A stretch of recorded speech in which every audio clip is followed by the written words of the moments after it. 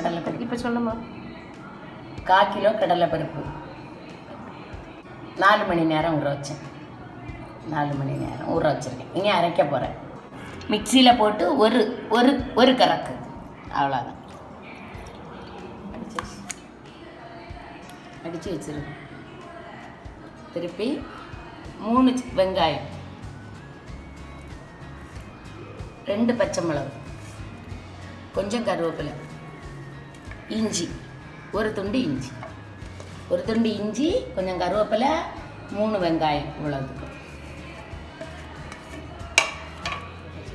இனி உப்பு அளவு, உப்பு பார்த்து போடணும், நல்லா கச்சிடணும்.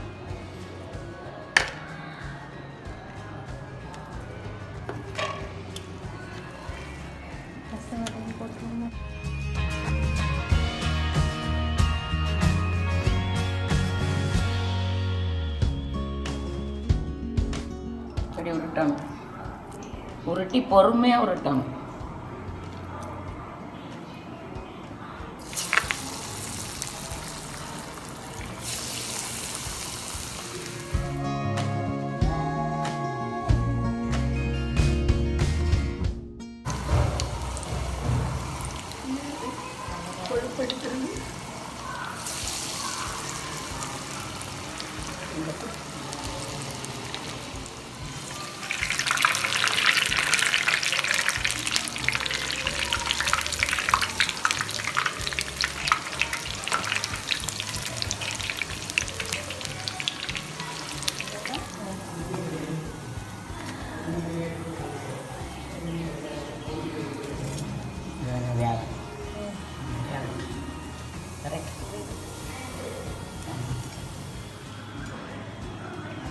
இந்த ரசத்தை வீடியோவில் ஏற்கனவே போட்டிருக்கோம், அதனால இப்போ அந்த ரசத்தை காணிக்கல. இந்த ரசத்தில் இந்த வடையை போடணும். இது ரசவடை, இங்கே நாகர்கோயில் ரசவடை.